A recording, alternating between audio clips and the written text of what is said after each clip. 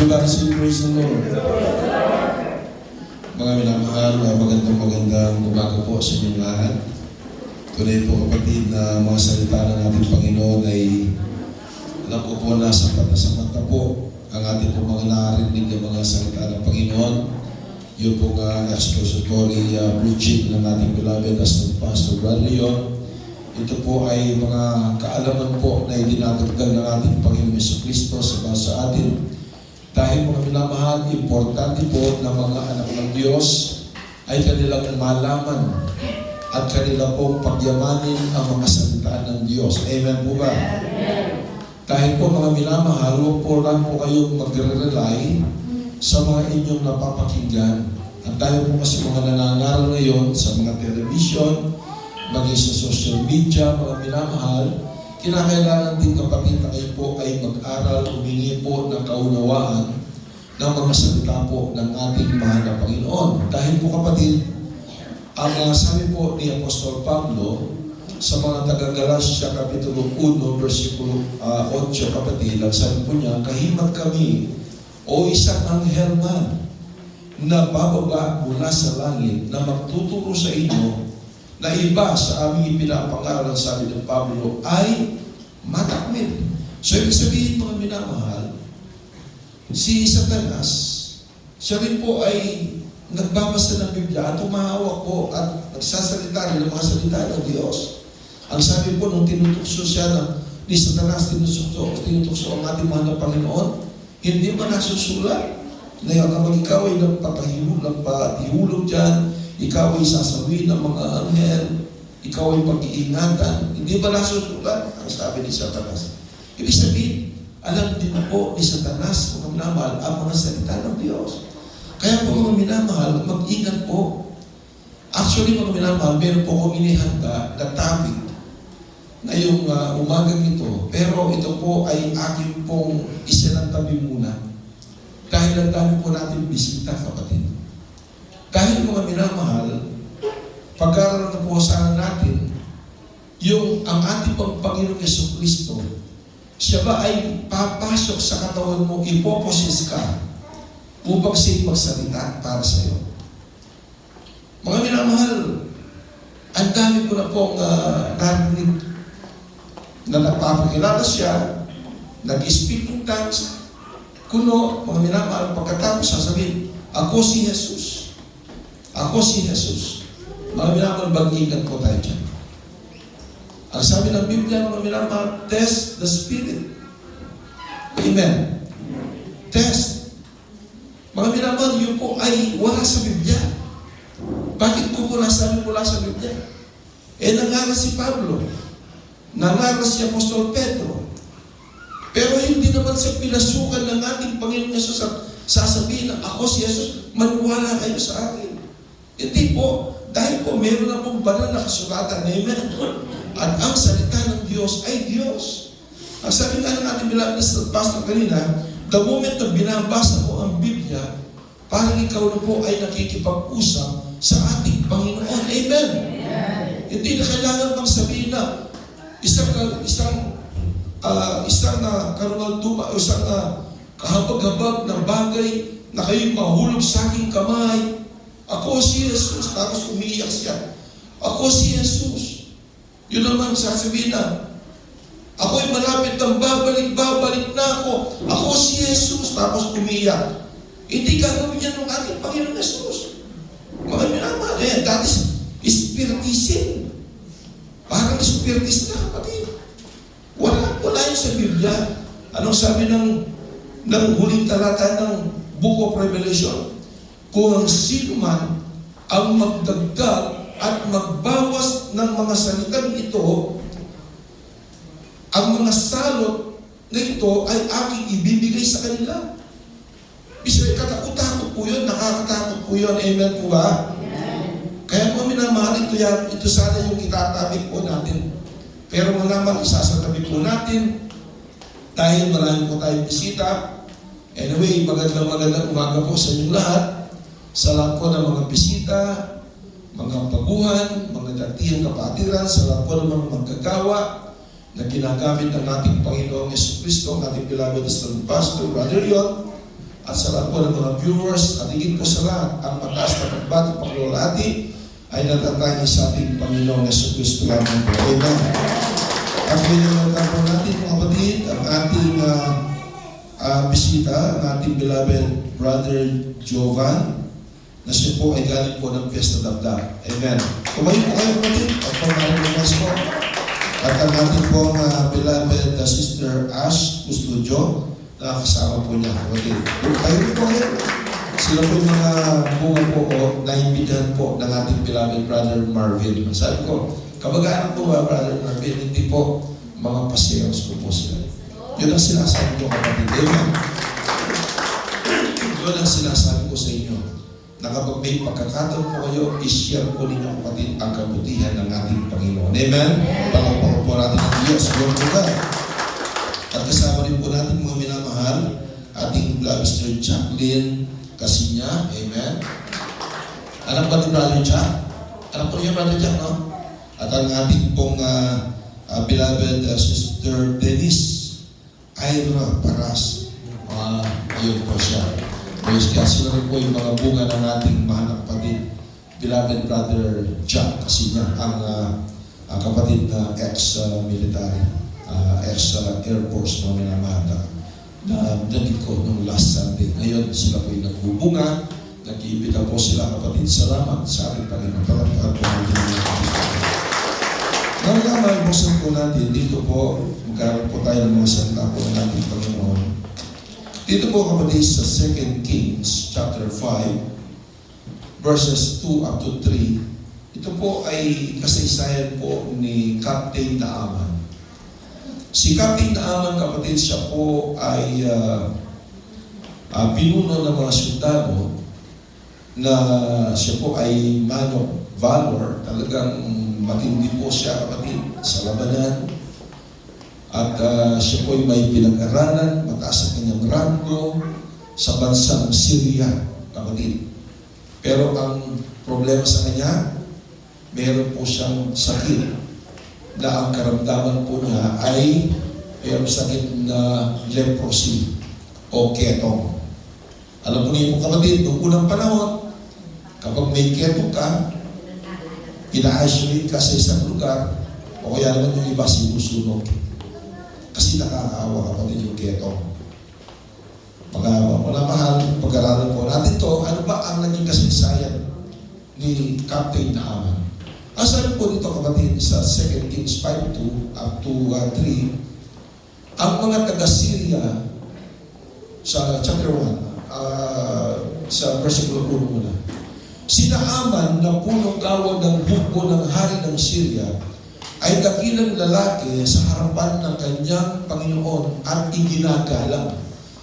Sapagkat sa magitan niya ay nagbigay ang Panginoon ng pagtatagumpay sa Syria, siya ay isang makapangyarihang lalaki na may kagitingan, subalit siya'y ketongin. Yun ang kanyang problema. May ketong po siya. Sa 2, ang mga taga-Syria, sa isa sa kanilang pagsalakay ay nagdala ng bihag na dalagita mula sa lupain ng Israel at siya'y naglingkod sa asawa ni Naaman. Sinabi niya sa kanyang babaeng Panginoon, sana'y naroon ang aking Panginoon na kasama ng propeta na nasa Samaria, kanyang pagkagalingin siya sa kanyang ketong. Dito ko na po tayo kapatid. Mga minamahal, ang mga Syrian soldiers, nung sinalakay po nila ang bansang Israel, sila po ay nagdala po ng isang bihag. At ang kanilang bihag na ito, siya po ay isang dalagita ng Israelita, kapatid. At siya po ay naging katulong o naging alipin po ni Captain Naaman at ang kanyang pamilya, kanyang asawa. At nalaman po kapatid ng dalagita nito na ang kanyang boss na lalaki na si Captain Naaman ay meron po siyang ketong. At itong dalagita nito kapatid, bagamat sabihin natin wala siyang pinag-aralan, bagamat siya bata o dalagita, pero meron po siyang lakas ng loob. Ano ang kanyang lakas ng loob na sinasabi ko? Kaya niyang ikwento doon sa asawa ni Captain Naaman.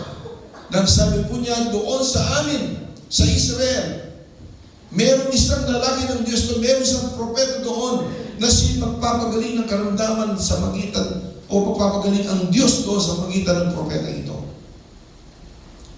Hindi siya nagkatubili, kapatid. Ipinamalita niya na mayroong iisang Diyos sa Israel na pwede magpagaling sa kanyang kero.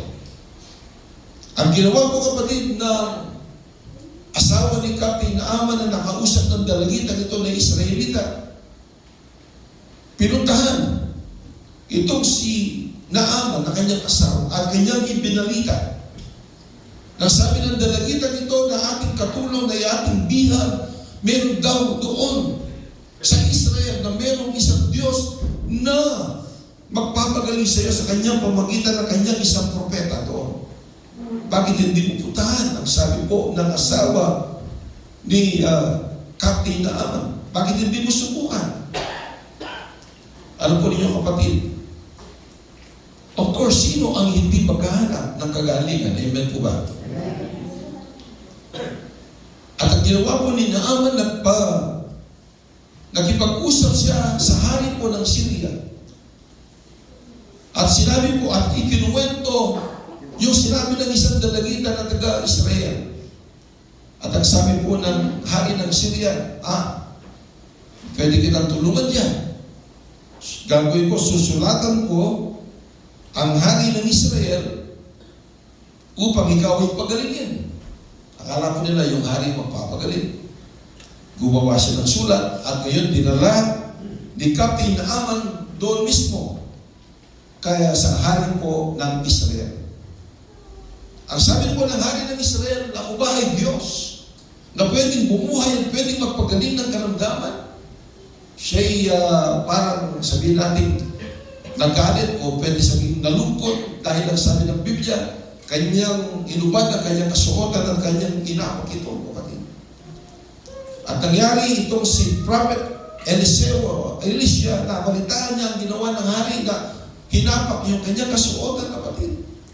At nagsugo itong si Propeta Eliseo sa hari at sabihin na, mabutan mo siya sa akin. Kasi nabalitaan ko, hari, na hinapak mo ang iyong kasuotan. Sabihin mo doon sa iyong bisita, naputahan ako, ang sabi ng Prophet Eliseo. Ngayon, kapatid, anong nangyari? Pumunta. Pinuntahan ni Captain Naaman kasama ang kanyang mga pulutong, ang kanyang mga soldiers upang makipagkita sa propeta ng Israel na si Prophet Elisha o Eliseo. Ang nangyari, kapatid, nakakalungkot, nadismaya itong si Captain Naaman. Alam po ba ninyo bakit? Hindi man hinarap, hindi man po hinarap ni Prophet Elisha si Naaman. Ang ginawa ni Prophet Elisha, nagsugo lang po siya ng kanyang kawan na sinabi doon kay Captain Naaman na sabi po, ang sabi ng aming propeta na pumunta ka sa Hilog Jordan at ikaw ay magbabad ng 7 beses at ikaw ay maggagaling at ikaw ay lilinis. Kapatid, nalungkot. Nagalit itong si Captain Naaman. Bakit? Hindi man siya hinarap. Hindi man siya pinapasok sa bahay ni Prophet Elisha. Bagkus, nagsugo lamang po siya ng taon. Sino mang hindi malinisbaya po dyan? Galing siya sa malayong lugar, galing siya ng bansang Syria, kapatid. Pero hindi man po siya hinarap. Ngayon po minamahal, kung atin pong patuloy na basahin, mag-jump na lang po tayo dito po sa verse 5 hanggang 10, mga minamahal, ano pong sinabi po rito? At sinabi ng hari ng Syria, humayo ka at ako'y magpapadala ng sulat sa hari ng Israel. Kaya siya'y humayo at nagdala ng 10 talentong pilak, 6,000 pirasong ginto at 10 magagarang bihisan. kanyang dinala ang sulat sa hari ng Israel na nagsasaad, kapag dumating sa iyo ang sulat na ito, alam mo na aking sinugo sa iyo si Naaman na aking likod upang iyong pagalingin siya mula sa kanyang ketong. Nang mabasa ng hari ng Israel ang sulat, kanyang pinulit ang kanyang kasuotan na nagsabi, ako ba'y Diyos upang pumatay at bumuhay na ang lalaking ito ay nagsugo sa akin upang pagalingin ang taong ito sa kanyang ketong? Tingnan mo lamang at makikita mong siya'y naghahanap ng pag-aawayan namin.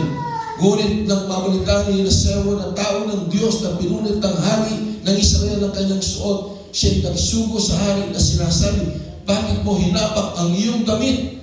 Paparituhin mo siya sa akin at ng kanyang malaman na may isang propeta sa Israel. Kaya dumating si Naaman, nadala ang kanyang mga kabayo at karwahe at huminto sa tapat ng pintuan ng bahay ni Eliseo. Si Eliseo ay nagpadala, hindi po si Ira.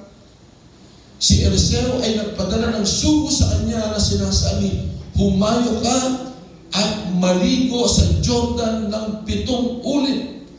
Ang iyong laman ay manunumbalik at ikaw ay magiging malinis. Ngunit anong nangyari? Ngunit si Naaman ay nagalit. Ang sabi po niya, si Naaman ay nagalit at umalis na sinasabi, akala ko'y tiyak na lalabasin niya ako at tatayo at tatawag sa pangalan ng Panginoon ng Diyos at iwawasiwas ang kanyang kamay sa lugar at pagkagalingin ang ketongin ng aking ketong. Ang sabi po niya, hindi ba ang Abana at ang Parpar, mga ilog ng Damasco ay higit na mabuti kaysa lahat ng tubig sa Israel? Hindi ba ako maaaring maligo sa mga iyon at maging malinis? Kaya siya'y pumihit at umalis na galit. Kasi mga minamahal, yung ilog po ng Jordan, ito'y marumi. Marumi ang tubig, kapatid. Ang sabi ko niya, mayroon namang ibang ilog dyan na malinis. Bakit hindi niya ako doon inutusan na maglublob ako ng 7 beses? Bakit dito pa sa ilog ng Jordan? Yun ang kanyang ikinagagaling, kapatid. At una, hindi man po sa hinarap ni Prophet Elisha. Pero anong nangyari, kapatid? Tuloy ang basa. Ngunit ang kanyang mga lingkod, kinumbisi siya. Ngunit ang kanyang mga lingkod ay nagsilapit at sinabi sa kanya, ama ko, kung iniutos sa iyo ng propeta na gumawa ng mahirap na bagay, hindi mo ba gagawin? Lalo na kung sabihin niya sa iyo, maligo ka at maging malinis ka. Hindi mo ba gagawin? Ang sabi po ng mga alagad po niya. Anong ginawa po ni Naaman? Pinakinggan, kapatid, ang kanyang mga tauhan. Ang ginawa niya, naligo po siya, bagamat marumi ang tubig. Dahil alam niya na yun ang salita ng propeta, na umbisis siya ng mga alagad po niya. Ang ginawa po niya, kapatid, lumusog siya ng 7 ulit, 7 times, na lumubog sa Jordan, ayon sa sinabi ng tao ng Diyos, ayon sa sinabi ng propeta. Ang kanyang laman ay nanumbalik na gaya ng laman ng isang munting baka at siya'y naging malinis. Palakpakan po natin. Dahil sa kanyang pagsunod, yun ang bottom line. Dahil sa kanyang pagsunod, kapatid, sa sinabi ng propeta, na bagamat mga minamahal siya'y nagalit, siya'y hindi kumbinsido dahil napakarumi ng tubig, pero dahil po, kapatid, hallelujah, sa pagkumbinse ng kanyang mga tauhan, siya, mga minamahal, ay nakumbinse at lumubog siya sa tubig ng 7 beses at pagkatapos ng 7 beses, nakita niya nagkaroon ng himala sa kanyang buhay ang kanyang balat na puno-puno ng ketong. Ito ay parang naging balat, ang kanyang balat ay parang naging balat ng bata at siya ay nalinis. Ibig sabihin, siya ay pinagaling ng ating Panginoong Diyos dahil sa kanyang pagsunod, dahil sa sinabi ng propeta ng ating Panginoong Diyos. Amen? Hallelujah! At anong sabi po niya? Dahil nakita niya ang himala na ginawa ng Diyos sa kanya, ang sabi po niya, pagkatapos siya at ang buong pulutong niya ay bumalik sa tao ng Diyos. Bumalik siya sa propeta na nagsabi sa kanya. Siya'y dumating, tumayo sa harapan niya at kanyang sinabi, ngayon, nalalaman ko na walang Diyos sa buong daigdig maliban sa Israel. Hallelujah! Palakpakan po natin ang Panginoon. Ano ang nangyari? Ano ang pinagmulan nito? Bakit pumunta sa Jordan River? Itong masikapin na ama. Bakit nagtungo siya doon sa Israel? Dahil lamang sa isang dalagita, kapatid. Dahil lamang sa isang dalagita na bihan po ng mga Syria, kapatid, hallelujah, na nakatira doon sa bahay ni Captain Naaman. Hindi niya itinago ang alam niya doon sa bansang Israel dahil kagaroon siya na merong isang propeta roon, merong isang Diyos doon na siya'y nagpapagaling ng karamdaman. Hindi siya nag-alinlangan bagamat mataas ang pagkatao ng kanilang mga boss, mga minaman, ang kanyang ang asawa ni Captain, hindi siya natakot. Bagkus, ipinamalita niya na merong Diyos na nagpapagaling doon sa bansang Israel. At alam ko po, kapatid, salamat sa Panginoon. Meron tayong mga bisita ngayon dito. Alam ko po na ang mga nag-anyaya po sa inyo, ito'y kagaya ng dalagitang ito, mga minamahal, na sinasabi doon sa aming pong pinagsasaban sa Sitio Baluarte. Merong Diyos doon na aming pinaglilingkuran na siya'y nagpapagaling ng karamdaman, nagpapago ng buhay ng tao. Walang iba kundi natin Panginoong Yesus. Amen? Ibig sabihin, mahalaga ang ating pagbabalita at pagsishare ng gospel ng ating Panginoong Hesus Kristo. Amen? Everybody say, praise the Lord! Ito ang bottom line ng ating pong pinag-aaralan, kapatid. Ang sabi nga po, minamahal ng ating beloved assistant pastor, yung pinaka-challenge po niya, humayo tayo at sabihin ang katotohanan sa mga tao. Amen? At ang katotohanan ito, walang iba kundi ang ating Panginoong Hesus Kristo. Amen? Hindi ang relihiyon. Hindi tayo pwedeng iligtas ng relihiyon, kapatid. Actually, more than 7,000 religions all over the world na meron po tayo. Dito lang sa bansang Pilipinas, more than 600 religions. Dito lang sa bansang Pilipinas. Of course, kapag meron kang relihiyon, kiniklaim mo na ikaw ay nasa katotohanan. Amen po ba? Siyempre, ipinaglalaban nila ang kanilang relihiyon. Pero mga minamahal, ang tanong, ano ang bunga ng kanilang paglilingkod sa Diyos sa pagitan ng kanilang relihiyon? Hindi naman po tayo mga minamahal, hallelujah, walang bahala po natin yung relihiyon, pero tayo po ay meron kanya-kanyang relihiyon dati, kapatid. Amen po ba? Pero bakit tayo narito? Dahil tinawag tayo ng Diyos. Amen po ba? Hindi sapat ang ating mga mabubuting gawa, mga minamahal, na pwede natin ipagmalaki na tayo magkakaroon ng kaligtasan. Bagkus ang kaligtasan, ito'y nagbuhat lamang sa biyaya ng ating Panginoong Hesus Kristo. Amen? Amen? At sino, kapatid, ang makakalam nun? Hindi malalaman ng mga tao yan kung mga Kristiyano na tumanggap ng biyaya ng Diyos ay mananatiling tahimik ang kanilang mga bibig. Kinakailangan, kapatid, na ating spread, na ating pong ipagsigawan ang kabutihan ng Panginoon, ating ipagsigawan na tayo niligtas dahil sa biyaya ng Diyos at hindi tayo maliligtas dahil sa ating mabubuting gawa na pwede natin ipagyabang sa ating mga kapwa-tao at maging sa ating Diyos. No, hindi po dyan ang kaligtasan. Bagkus, ang kaligtasan, mga minamahal, ito ay binigay lamang na libre sa atin ng ating Panginoon. Bakit tayo narito? Hindi para iligtas ang ating mga kaluluwa. Hindi po tayo narito, kapatid, upang tayo po, mga minamahal, ay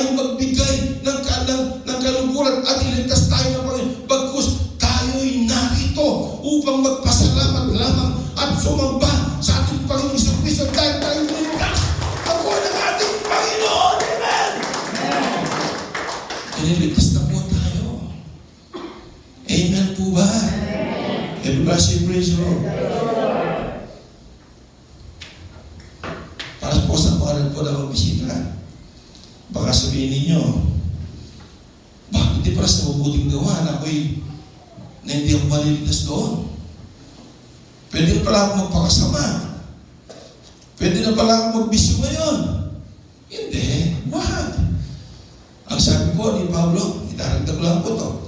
Romans chapter 6, verse 1 up to 2. Pagmamahal. Ano nga ang natin sasabihin? Magpapatuloy ba tayo sa pagkakasala upang ang biyaya ay sumagana? Huwag nawang mangyari. Tayo mga namamatay sa pagkakasala, paano nga tayo mabubuhay pa roon? Hindi ba ganyan nalaman na tayo lahat na nabautismo kay Kristus ay mga nabautismo tungo sa kanyang kamatayan? Ibig sabihin mga minamahal, ngayon na tinanggap natin ang biyaya ng Diyos. Of course, tayo ay dinesign ng Panginoon na gumawa ng mabuti. Amen po ba? Siyempre, iniligtas ka ng Diyos. Sabi nga ng ating beloved brother Elion, yung reflection. Tinanggap mo ang ating Panginoong Yesus, tinanggap mo ang katotohanan. Kinakailangan mayroong reflection sa buhay po natin. Amen po ba? Paano mo masasabi na ikaw ay isang Kristiyano kung ang mga gawain mo ay hindi gawain ng Kristiyano? Amen po ba? Amen po ba? Ganun lang yun, kapatid. Of course, kapag ikaw ay tunay na anak ng Diyos, Kristiyano, meron po, kapatid, na reflection, magre-reflect yung kabutihan ng Diyos sa buhay po natin. Kaya ang sabi ng Biblia, know ye not that you are the light of this world? Ang sabi ng Panginoon. Hindi mo ba alam na kayo ang ilaw ng sanglibutan? Ang sabi ng ating Panginoon, I am the light of this world. And don't you know that you are the light of this world? Ang sabi ng Panginoon. Kasi tinanggap natin ang Panginoon Jesus, considering the fact that our Lord Jesus Christ is the light of this world. Of course, tayo ng mga followers po niya, tayo po ng mga anak po niya, magiging light of this world. Amen po ba? Amen? Tayo ang gagamitin ng Diyos upang maging ilaw tayo ng isang madilim na sanglibutan. Ibig sabihin, mga minamahal, dahil tayo po mga ilaw ng sanglibutan, tayo po ang magiging ilaw doon sa mga nasa kadiliman pa. Tayo ang makikita na isang ehemplo na tayo binamit ng Diyos. Amen. Pero po ninyo, kung ikaw ay tunay na Kristiyano, hindi ka na kinakailangan ipangalanda ko pala. Born again ako. Hindi na kailangan. Sa iyong gawa lamang, kapatid. Sa iyong kasuotan lamang. Sa iyong pagsamba na nakikita nila araw-araw o linggo-linggo ikaw pupunta ng church, makikita ko doon sa manifestation iyon na ikaw ay isang tunay na born again Christian. Amen po ba? Kasi isang pamilya na. Sinasabihin mo ang anak mo, anak, magsamba ka. Kasi yung church namin, born again, yung church ng mga born again yun. Paano mo makakumbis yung anak mo? Pero ikaw mismo nag-i-invite, hindi nakikita yung ilaw. Amen po ba? Parang umina yung amen. Amen pala. Hindi ba? Hindi ba, kapatid? Amen? Pero salamat po sa ating Panginoong Jesucristo. Salamat! Narito mga minamahal, sa gawin ito ng Amazing Grace of Jesus Christ Community Church, na ito ay alam ko, and I firmly believe and I'm pretty sure that this, mga minamahal, church na ito'y nilalanisan ng Panginoon. Bakit? Dahil nagkakaroon po ito ng bunga. Amen. Ano ang bunga, mga minamahal? Dati-rati, magnanakaw, dati-rati, napakatigas ng ulo, dati-rati, mga minamahal, hallelujah, sabi mo nga, yung isang kasama po natin dito, kapatid, siya'y dating membro po ng mga kapatid po natin sa labas, mga minamahal. Siya'y naging active po doon, siya'y nakulong ng ilang taon, mga minamahal, dahil sa kanyang kalokohan. Pero ngayon, kapatid, magmula ng siya'y maglingkod sa ating Panginoon Jesucristo, Kristo, ngayon, unti-unti, binabagos ng ating Panginoon. Yon ang hindi kayang gawin ni Satanas. Amen. Pwedeng gawin ni Satanas na gayahin ang mga himala. Pwedeng gayahin ni Satanas na magpalakas siya ng lumpo marahil.